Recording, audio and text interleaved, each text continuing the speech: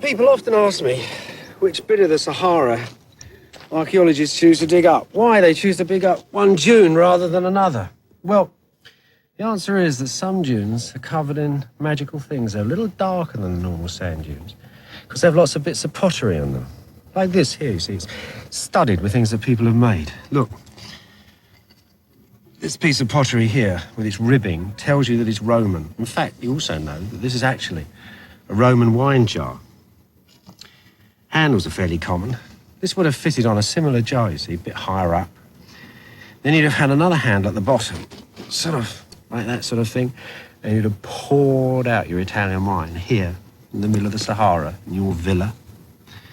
I think these probably quite rich people here. They drank their wine out of the finest bits of Syrian glass. Look at that, brought here all the way from Syria, the glassworks of Damascus. Actually, there's plates with stamped decoration on them. Perhaps they came from Italy. Lovely bits of faience. The Romans too took up the Egyptian faience, blue like the Egyptian sky. They loved it for table decorations, putting their dates and pomegranates and things like that in. Look at that, as light as a feather, desiccated by the desert air after thousands of years. A piece of a Roman comb. You can almost see the matron's white hairs gathered up around it. So you can see that really these little crusty hills here are like time capsules, and inside are ancient people's lives, everything they ever had. And this place, in fact, is a very special place because here, quite close to here, the oldest bits of the New Testament in the world have been found. In towns, you can see that when you excavate them, look just like this one.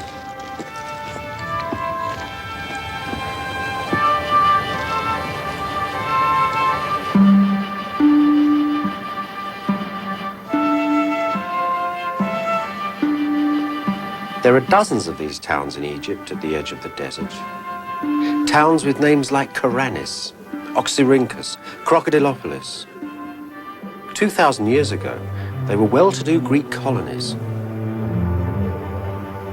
The real archaeological treasure here is in this funny-looking dirt stuff.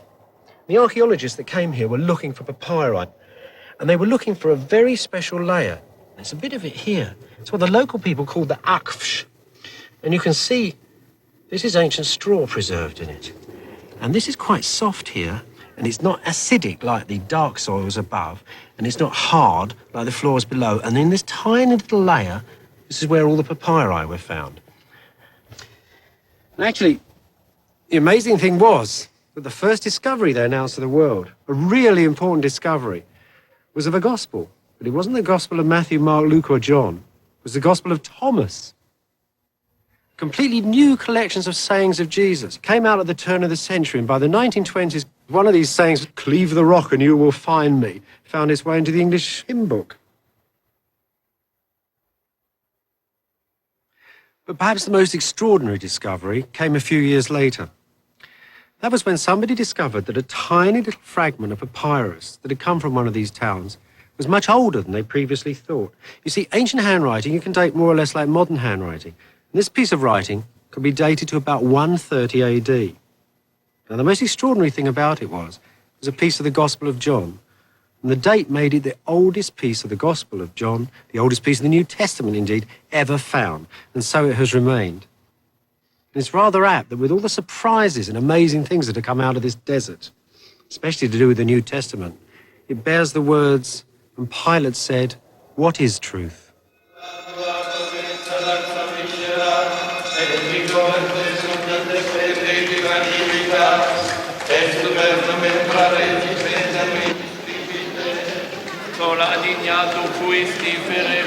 Well, I don't know what Pontius Pilate thought about truth, but I do know that when I visit the Church of the Holy Sepulchre at Jerusalem, that whole question of truth is the first thing that pops into my mind.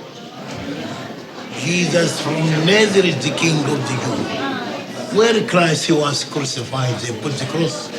There is a hole where the cross was stood. You can feel it. You can put your hand. Go inside. De Nazaret, el rey de los judíos. start in break and not. According to the New Testament, two things happened when Jesus died. In the minute that he died, an earthquake happened. And then a crack was created in the rock. And over there, we can feel today the original crack in the rock. In the original rock, the old marble covers today. Is this supposed to be his mother and Mary Magdalene? Yes, Virgin Mary and Mary Magdalene. Gorgeous. On your right-hand side, you can see the tomb of Christ. Also, you can see a small altar. This altar represents the rolling stone that used to block the entrance to the tomb.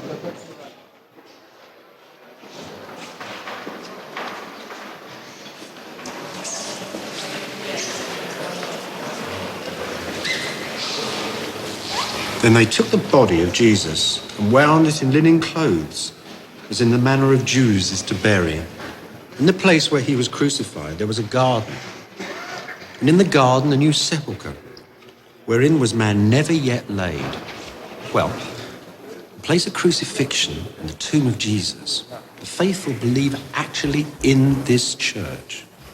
People to come here and they see the sacred sites and they come here to pray, actually then move in the landscape of the New Testament. They're actually moving into the landscape of a book. And what a book. It's a book that's really given shape and form to Western civilization. Christendom. Christendom, the lands of Christ, Jesus Christ.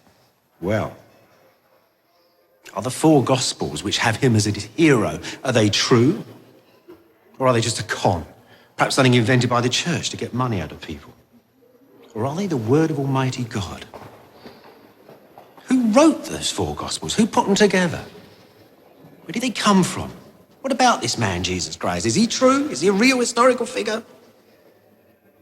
Well, there's something I can say right away, and that is whoever wrote this book really understood ancient Palestine, it understood the landscape, and it understood the ancient people too.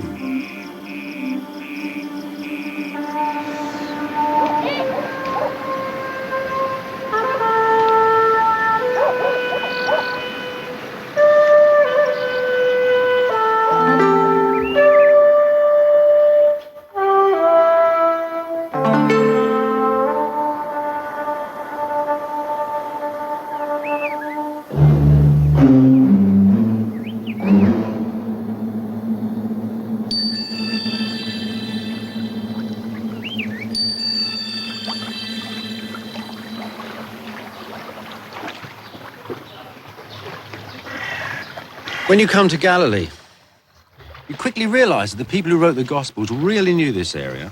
They knew its landscape, they knew its plants, they knew its crops. And their Jesus, the Jesus they describe, was a countryman from here too, a real countryman. When he talks about the lilies of the field, that's the poppies and the little daisies that grow around Galilee. When he talks about the lilies of the field, he compares them with great Solomon, the king of Jerusalem. All his stories are about planting and sowing and the fish from the lake and things like that. I suppose, really, that's how the people of Jerusalem saw the Galileans. There was a traditional north-south divide. The people of Jerusalem saw the northerners as thick, people with heavy accents, a bit slow. There were sort of Galilean jokes going around the place. And in their turn, the Galileans saw the Jerusalemites as soft southerners, Hellenized, didn't think much of the priests. The Galileans were fervent nationalists, big fighters for freedom. And they had holy men, quite unorthodox holy men who actually talked directly to God. Now, we know all that about the Galileans because there were lots of Jewish books written at the time that tell us what was going on. But none of them mention Jesus of Nazareth. There isn't any record of him until long after he's supposed to have died.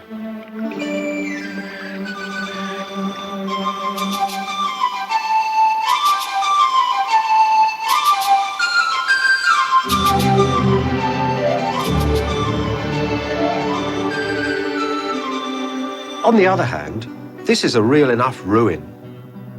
It's probably the ancient town of Capernaum, and that's as much a part of the New Testament as the lilies of the field and Lake Galilee. Actually, it's an ancient fishing village with a synagogue in the middle. Some of Jesus' disciples were fishermen. Peter lived at Capernaum, the Gospels tell us, and Jesus stayed in his house. No wonder Christian archaeologists have been so keen to dig the place up.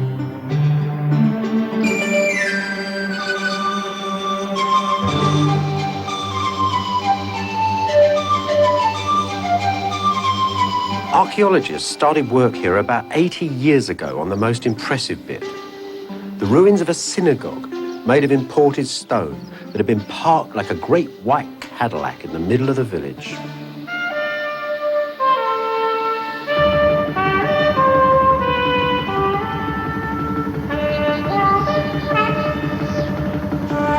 Since those days, a succession of Franciscan archaeologists have worked here. Brother Wendelin, Father Gaudens, and Father Virgilio, all working with great piety and special care. And they found some lovely things.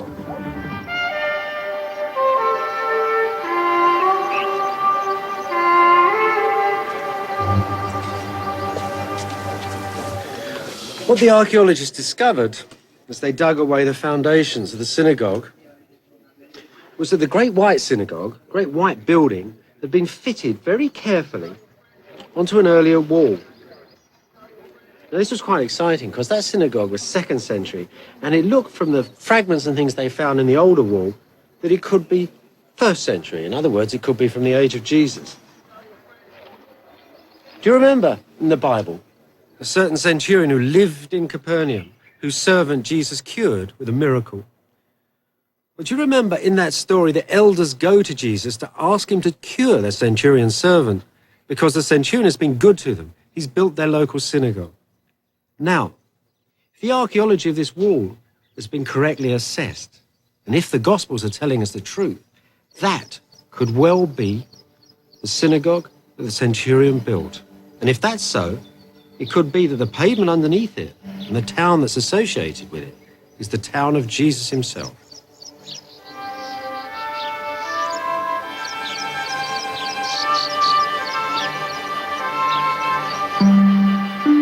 So these black basalt walls are the remains of little houses.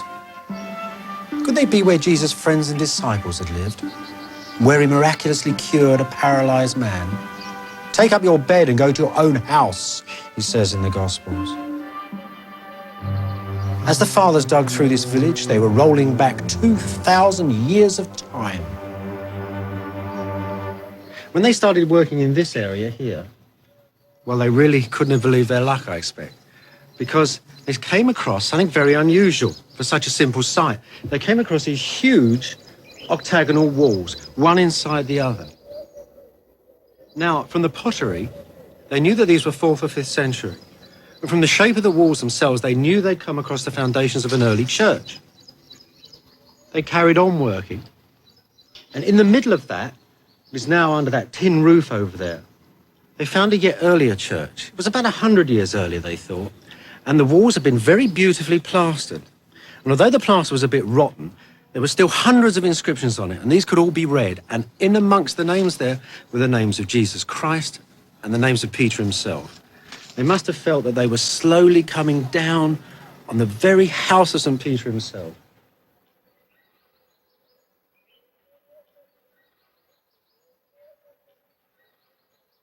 As the Franciscans dug up the earth floor, the centre of the house, they found fragments of things that when they glued them together looked like this. It's a little pottery lamp. And the interesting thing about it is that unlike all other ancient pottery lamps, it's been made on a potter's wheel. Look, you can see that lovely round shape, spinning little shape there where it's spun on the wheel.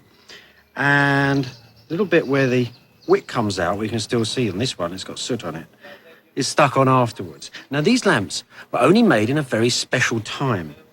They were made really in the time of King Herod. And when Jerusalem was destroyed in 70 AD, they absolutely stopped. So these lamps are almost contemporary with Jesus Christ himself. They didn't find much else in the house. There was absolutely no domestic pottery. Even though this had been a kitchen or a family room, there was no domestic pottery. It was a couple of fish hooks. Were they the fish hooks of St. Peter? Who knows? The walls were perfectly plastered, which was unique in the whole house, and they'd been plastered and painted many, many times. And that was unique in the whole village. Now, they had found the house of the right period, and they'd found special care and attention and special cleanliness inside the room. But could it be the house of St. Peter? Well, the friars had no doubt. They actually entitled their archaeological publication, The House of St. Peter.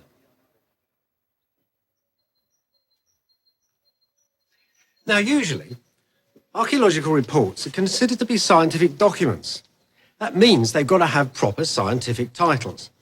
Now, the House of St. Peter is not a proper scientific title.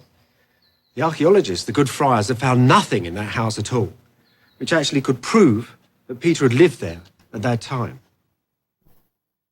So, although their book looks like a scientific report, it really isn't one at all. And all the other archaeologists that worked in the Holy Land told them so too. All the things that had been excavated in the ancient house, the pottery, the fish hooks, and all the rest of it, were of the time of St. Peter. On that everybody was agreed. But only the friar's booklet said that the ancient house had been St. Peter's. Nothing they'd found there had proved it. All the inscriptions with Peter and Jesus' name on them had been made by Christians hundreds of years later. The only thing the fathers had proved about St. Peter at Capernaum was the power of their own belief.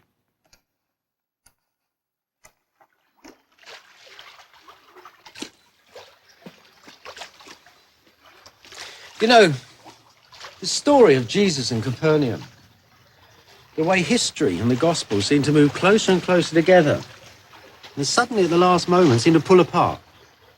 Well, you can repeat that dozens of times with other Gospel stories. It's almost deliberate. It's almost as if the writers of the Gospels refuse to connect history and their faith together, as if they wouldn't degrade their faith in the Lord with mere historical fact. Actually, even mere historical fact requires some degree of faith. Take Alexander the Great, for example. There's a well-known historical figure for you. Well, there's 3 or 4 semi-fabulous, sort of part legendary biographies of him. That's all, really. But what there is, what the man has left, is his effect. His armies built Greek temples practically on the borders of India where he'd taken them to. His policies had reorganized all the ancient world. That's why, at the end of the day, we know that he lived, that he was a real man. And that, too, I suggest, is why we can say that Jesus was a real man and lived. It's the effect of him that counts.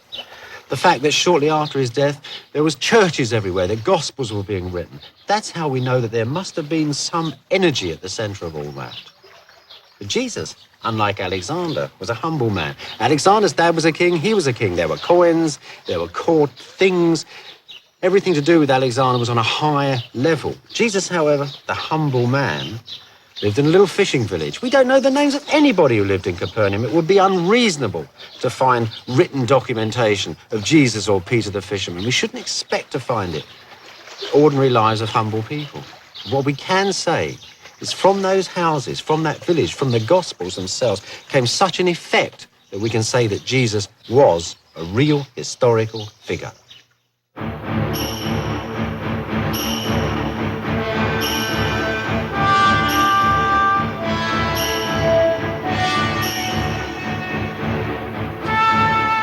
If we say that Jesus really lived, then at last we can begin to fit him into the history of his own times. And you do it like this. There are about 360 stories in the Gospels.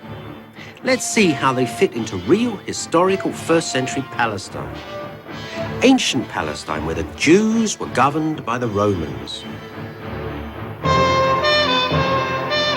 What would have happened, for example, if a real guy had turned up in the Temple of Jerusalem in Jesus' time and had a punch-up with the money changers? What would people have thought about the idea of a God being your father? Our Father, which art in heaven, Jesus says. Would it have made him popular?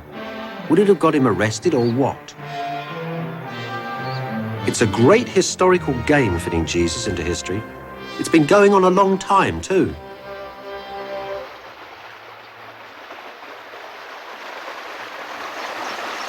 The trouble is that the Gospels tell us that the length of time from Jesus' baptism in the River Jordan to his crucifixion in Jerusalem, the span of his entire career on earth, was just 3 years. And that's a very small period of time in ancient history. there's not much to go on. I think at the end of the day, you can say now that historians have a little sort of set of rules that you can say about Jesus that are true historical facts about him. It's based on a lot of scrupulous research about the Roman Empire and the accuracy of the Gospels and how the words in the Gospels themselves deal with certain civil and civic facts. Now, historians themselves wouldn't claim, for example, the resurrection or the miracles, but what they claim is, when this man lived, that as a man preaching the things he did, walking on the earth and coming into contact with the civil, military authorities that he came in contact, that there is a likelihood that these things are true of the man. It's what you can call the historian's creed, if you like, and it's fairly short and fairly simple. It goes something like this. Jesus lived in Galilee. He preached, he healed, he had followers, he came to Jerusalem, he argued with the temple authorities, and he was crucified by the Romans. And that, they would tell you, is what you can know about this unknowable man.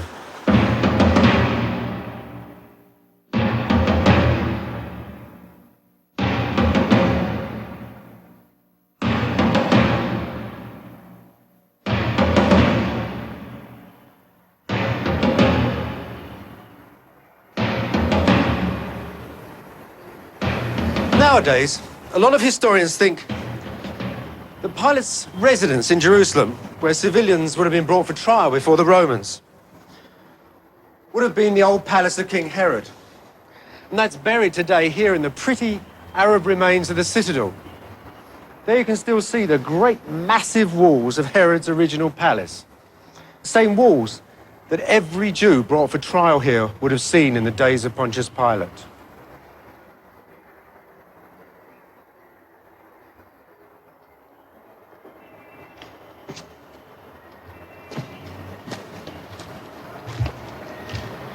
It's very strange that exactly at the moment when you could expect to find Jesus entering history, when the very Son of God, the Gospel writer's Son of God, is on trial for his life before a Roman civil court, it's very strange that at that moment, when you should be closest to him, when faith and civil law almost seem to meet, that the figure seems to dissolve. I suppose that could be not only because the way the actual trial is reported in the Gospels is very enigmatic and strange, but also because the people of Jerusalem were divided up into so many different factions that each one would have had a different Jesus. Just think of some of the people around in Jerusalem. They were Jesus' own disciples. Now, he was to them the Messiah, sent to redeem the world. There were zealots, religious fundamentalists, and they were looking for a Messiah too, but a military one to kick the Romans out. Then there were the Jerusalem priests, who knew a lot about Jesus. He was a man who'd been preaching that you didn't need to go to their temple. You didn't need to offer in their temple to achieve redemption. He then was attacking their authority and their meal tickets. They'd have been very pleased to see him in trouble with the Romans. But Pilate, of course, the man in front of him, well, lonely and strange as he was another Messiah. He'd already crucified several and would crucify several more. It really didn't matter much to him at all. So think of all those people who wanted Jesus dead or martyred or going up to heaven or something. And those are just some of the opinions that would have surrounded Jesus as he was led out to execution. And that's just a reconstruction of events based on a mixture of the gospel stories and the tough political realities of the day.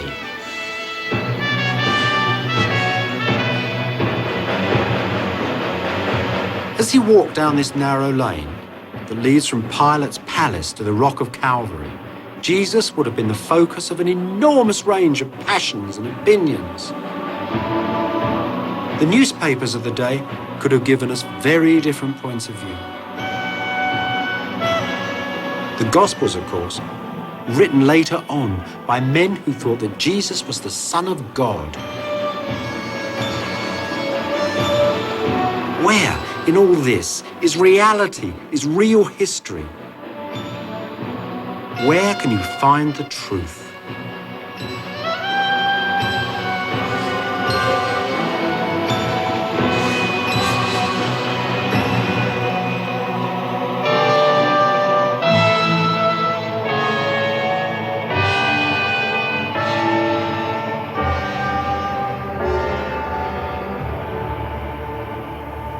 Christ, hanging here on his cross upon the rock of Calvary, has moved right out of earthly realities. He's moved from fact to faith. He hangs in the future, in the present, in the past. And all around the silent figure, men have made so many choices, seen him in so many different ways. And we only know of the man from the Gospels, and they were written generations after he'd been crucified and buried.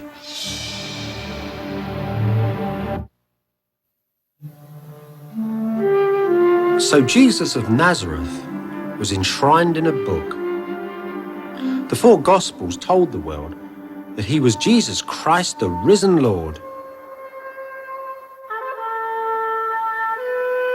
But who wrote these Gospels? Were they really written by Matthew, Mark, Luke, and John? And when and where were they composed?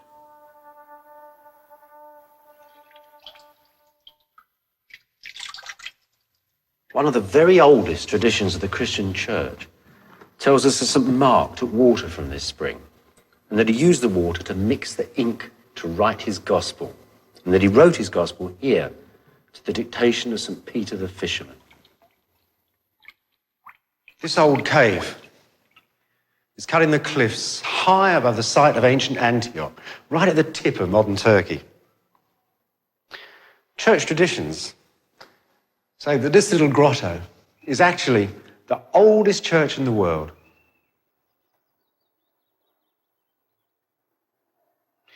You know, in the time of Christ, along with Rome and Alexandria in Egypt, this city, Antioch, was the greatest city in the world. And what a city it was, what a reputation it had. This is where Antony brought Cleopatra for their sort of a honeymoon. Also had a very large Jewish population. After all, Palestine, Jerusalem, is not too far down the coast from here. So when the book of Acts says that when the first Christians in Jerusalem were persecuted, as Jews, it wouldn't be surprising that they upped their sticks and came here and joined the Jewish community.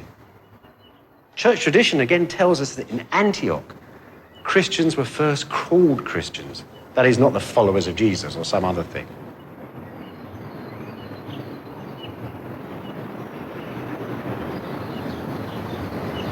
So you see, old Antioch has a very important place in early Christianity. That lovely story of St. Mark and his ink could well be true.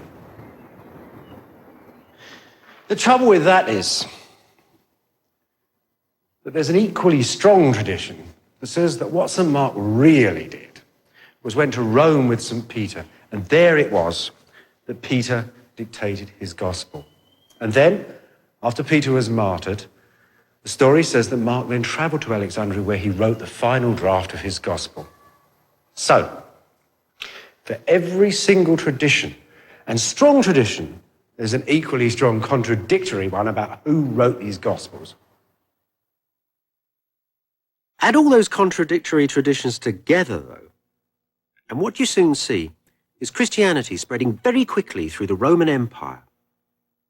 Churches sprung up like mushrooms.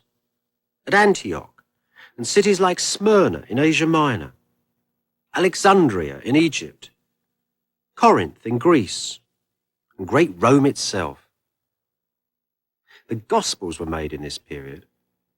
They may have been written in one country, edited in another, and copied out and published somewhere else. For Christianity had become completely international. Seems to me, what you can really say about the Gospels and their writing goes something like this. For one thing, the first Christian preachers, Jesus, the Apostles, St. Paul, didn't write much at all. They were preachers. Jesus only wrote one word that we know of. The Gospels tell us he wrote it on sand. St. Paul only wrote his epistles when he couldn't actually turn up at the church in person. This was a faith that was being spread by the power and passion of the word itself. It wasn't then until that generation of preachers that was spreading the faith right round the Mediterranean, right through North Africa into Italy, Greece, all over the place. It wasn't until that generation had actually started to die that the church decided that it would write the stuff down. because these people were preaching the sayings of Jesus, anecdotes about his life, where he was born. And there was a sort of considerable body of this that obviously built up. And then, in this period when the old men had started to die, the church, as one church historian said, actually suffered a loss of nerve. That was that the power of those first words was going to be diminished. So they caught it in print and put it on the page. So what happens? You have the four Gospels, and I think what they represent is books written down by different churches in different places, perhaps one in Rome, one in Alexandria, one in Antioch perhaps, or Ephesus, Asia Minor somewhere. But churches that had shared this similar body of preaching knowledge, the same sort of sayings and stories of Jesus. And they were eager to compare them too and use one version against the other. So you can't say then that the four Gospels are actually four biographies written down by people trailing along after Jesus and copying his every word. But you can say that they are the most authentic witnesses of that amazing wash of faith that was going right through the Mediterranean.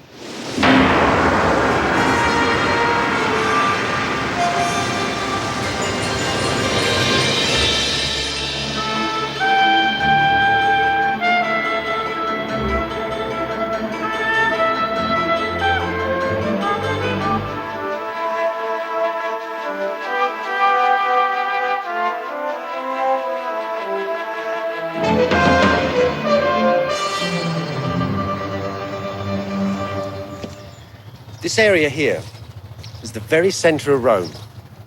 The area that is between the great palaces of the emperors on the hill and the Senate house over there. Roman Senate that controlled the actual empire. This little area in the middle was packed with monuments. Monuments that went back hundreds and hundreds of years. Next to the Senate house was a little round hole. That was called the navel of the universe. Next to that was a golden milestone, and all the Roman roads, the roads that went to the edges of Persia, to Scotland, they were all measured from that particular little golden spot. And the touching thing about the middle of this empire, and the thing that's really quite moving when you come here, is actually how small it is. Actually, after all, it started as a marketplace hundreds of years ago. It's a little place where the people of Rome, the little villagers of Rome, could come and flog their cheeses. This was the place, even at the height of empire, where Julius Caesar actually was cremated in that area there. You know, the great speech of Mark Antony, where he roused the Roman populace, that took place here. That was a very little local event between Roman people. So if you were a foreigner then, had something to sell, or religion to offer the world, you would have come here. That's why Peter and Paul came here. They came here to sell the Romans Christianity. It would have been a very difficult job. These Romans were clever people. They inherited all the Greek philosophers. There were Stoics here. There were followers of Aristotle, Plato, people like that. These Middle Eastern guys turning up, talking about salvation, about the end of the world, about a God full of love, would have passed them by completely. And in fact, it took Christianity hundreds of years to conquer the minds of those sort of people.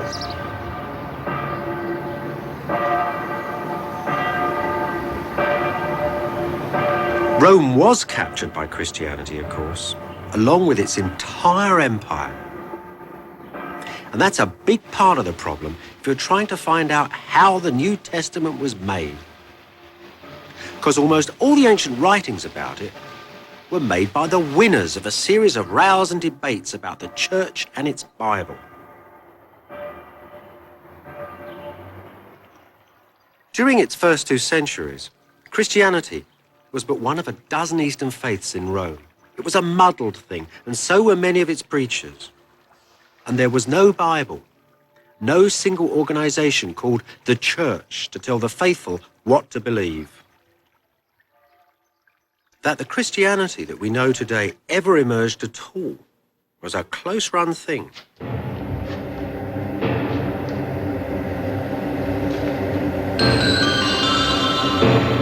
Just how close you can still see under the oldest churches of Rome. Many of them are built directly on top of pagan shrines, like this one, built in honor of Mithras, a Persian god.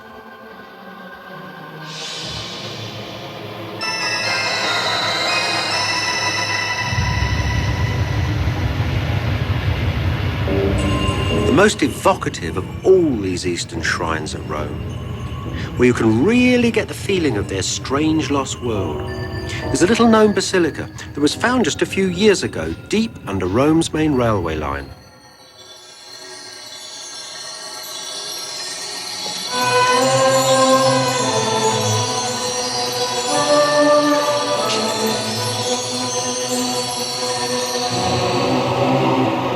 Many people who took up these Eastern religions, and they were very popular, thought that faith was not only based on belief, but on personal mystic experience. They formed underground sects of initiates called knowers, Gnostics, the people who know. In their secret meeting places, Jesus, Socrates, Osiris, and Alexander the Great might all be equally revered as guardians of mystic truths. The underground chapel is shaped exactly like a church. Once it was the hall of a sect so secret that it's completely disappeared. We don't even know its name anymore. God alone knows what went on here. These places had their origins in the halls where mystery rites took place, where people were initiated with drugs and terrifying physical ordeals. And yet, if Jesus of Nazareth had turned up in here, people would have greeted him as a great teacher, a fighter against evil and darkness. All these strange rituals, these lovely Gnostical ideas, might seem innocent enough in themselves. You think, well, you know, Christians could come in here and accept part of this. After all these ideas of lightness and dark and good and evil, they're even in the Bible. You might think this is an innocent enough place. Consider what happened to lots of Christians. Some of them, for example, Gnostic Christians, would take up eating very special diets. They'd think that food itself was divided into good and evil, into light and dark. So you'd only actually eat good food, light food, drink white wine. Cucumbers were a very fashionable food. The way I suppose when you cut them, slice them around the edge, they flash in the sun and they're full of light and water. So you'd eat lots of cucumbers. And your theory, of course, would be verified because it would go through your body and the wicked sin will come out as excrement. And, of course, the light will come out in orgasm as semen. So your Gnostic Christians, and lots of them were doing this, were having orgiastic rituals in their churches, drinking the semen, anointing statues and each other with it as part of the love of God itself. That's a fairly shocking idea to modern Christians. And of course, St. Paul himself differentiates between sacred and profane love. But it was a difference that wasn't nearly so apparent in ancient Rome, and lots of Christians went down the Gnostic path.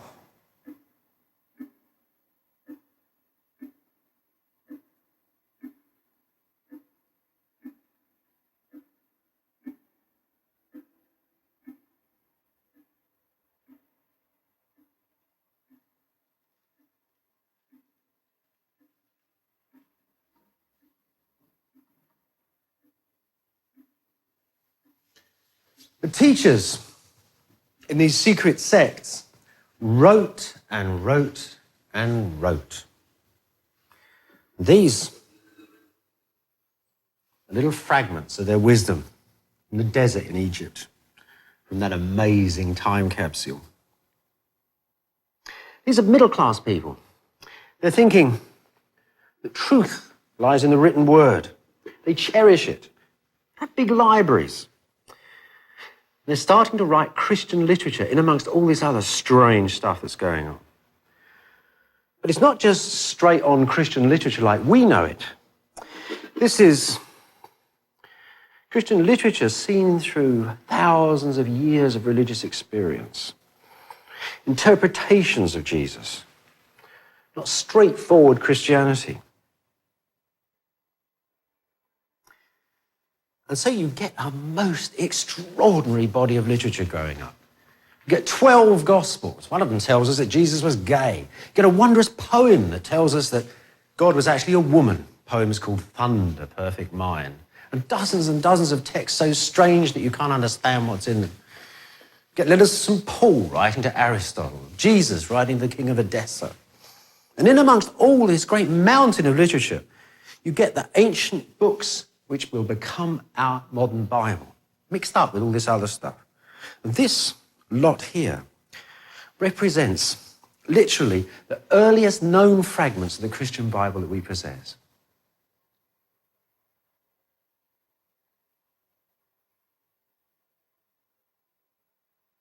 These ones were found in a desert monastery. They're preserved in two libraries, one in Geneva and here, the Chester Beatty Library in Dublin, where each sheet is preserved between sheets of glass.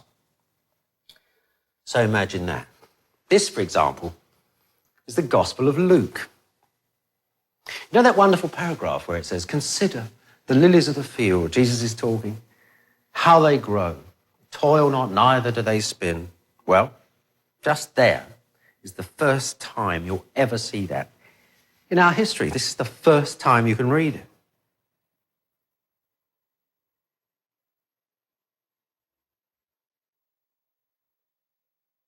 So, if we were doing a history of the Bible and we were saying, look, here's the oldest Bible in the world, no problem, all that happens is it gets copied out from here till today. That's simple, isn't it? But look at it from the other end of the telescope. What you've got is not only this body of text that we think of as the sacred Bible text, but all this stuff too, all this stuff from the underground movements. So the big problem in the church, and not only with what we think of as the church, but all sorts of churches all over the world are equally puzzled. These ancient churches thinking, my God, there's all this literature. What of it is sacred and what of it isn't? About AD 170, a Christian who lived in Asia Minor, a man called Marcion, made the first stab at deciding what of all these ancient Christian books would actually go into a proper Bible. Trouble was, Marcion was a Gnostic. He didn't believe Jesus had been born. He thought that he actually sprung from the brain of God, fully grown. And he also thought Jews were the work of the devil, which somewhat limited his choice of books. The Gospel of Luke was chosen. It was the only gospel which seemed to him to be any good at all. It was cut down to about a quarter of its proper size, and a couple of Paul's letters were thrown in. So Marcion's choice of books was somehow a manifesto of his beliefs. Now, about the same time, in Italy, there was somebody else composing a list of books suitable for a Christian Bible. And that one is actually much bigger than we've got today. So there's quite a little choice going on all over the place. People are making their own choices. The one that won, the one we have today, doesn't come from the Holy Land or anywhere in the East. It comes from Lyon in the south of France.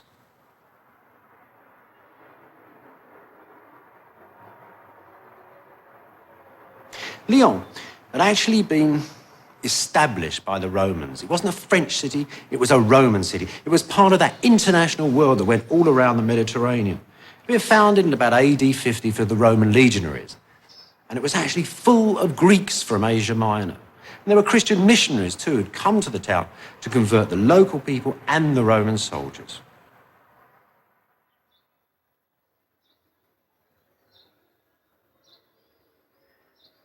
The temples that the Greeks brought with them from Asia Minor to Lyon are still here. These beautiful ruins high above the modern town. Over there is the temple of Cybele, the great mother goddess of Asia Minor. Over there, of course, the Christian church dedicated to the Virgin Mary, the great mother goddess of the Christian faith. Now, the Christians that came here thought of themselves as rather special people. These were people from Antioch, from Smyrna, from Ephesus. Some of them had been taught by people, they said, who had sat at the feet of John himself. They were very, very close to the source of Christianity. And here they were in Lyon. They kept a very tight connection with their old church, though. They learned the local language, they converted local people, but it was a very Eastern church.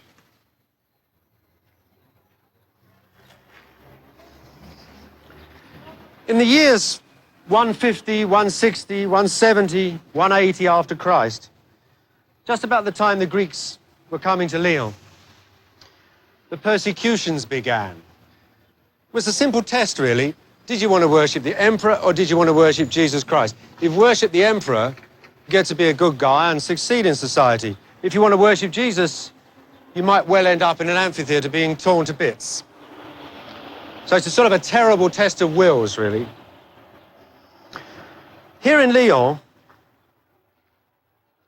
the Greeks were amongst the first to be persecuted. There was a man called Attalus, who came from Pergamum, close to Smyrna. He was a big man. He was very popular in the town. And they led him round in a circle here with a notice on his front. I'm Attalus and I'm a Christian. And that's all Attalus would say, as they heated to red heat an iron chair and sat him in it, and then took him back to the cells and brought him back for 2 successive days until the text says his whole body looked like a wound. And then he died. Lots and lots of people were persecuted here. It's not good enough to say these were just sadomasochists. You're sitting in the front row. The persecuted people are having their blood splashed out. It could go over you. You could smell the burning flesh. What's going on here? It's a sort of terrible psychodrama between hundreds and hundreds of people willing you to do something, and the Christians, some of the Christians, the bravest of them all, not wanting to give up the faith. After lots of martyrs had died at Lyon, including the old bishop who was beaten up and died in prison, the church official, a Greek called Irenaeus, came to a really momentous decision, a decision that would not only affect the Bible, but the entire future history of the church. He wrote a book.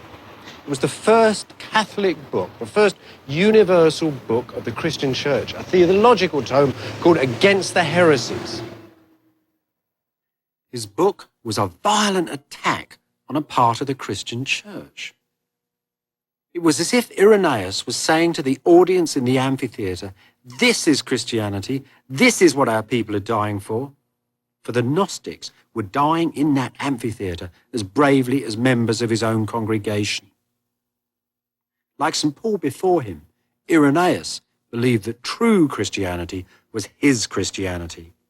He thought that the Gnostics were holy anarchists. He wanted to show the world an organised and universal church, not a secret sect. Irenaeus never tells us directly of his vision in the book. He argues, he insults, he refutes. Christianity, he says, is not like this, it's not like that. And slowly, through his arguments, you begin to see what it was like for him. And as Irenaeus had come from Asia Minor, the old stamping ground of St. John and St. Paul, part of his vision went back to the days of the first church, almost to Jesus and Jerusalem.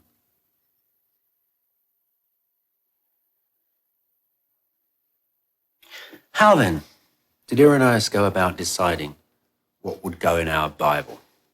Well, the Old Testament was easy. That had been decided years before, no trouble. But the New Testament, that was still a big problem. What the man relied on at the end of the day was what he considered to be the most sacred thing. Remember, he'd come from Asia Minor.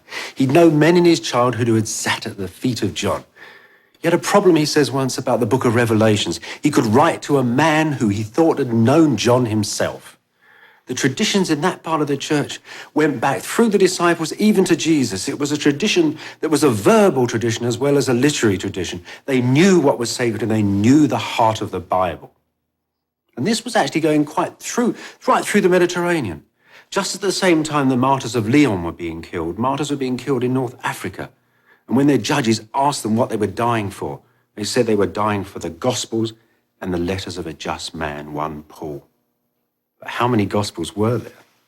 Well, Irenaeus had no doubt about that at all. He doesn't even begin to defend it on any logical grounds at all.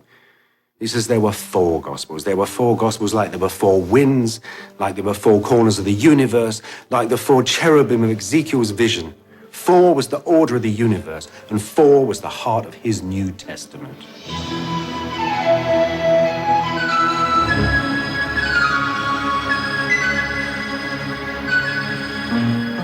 It seems rather silly now to ask again if these 4 Gospels are true or false. For in history, as in faith, real truth, insight, is never to be found in bits of information, scientific facts, but in the order, in the patterns that you choose to make with them.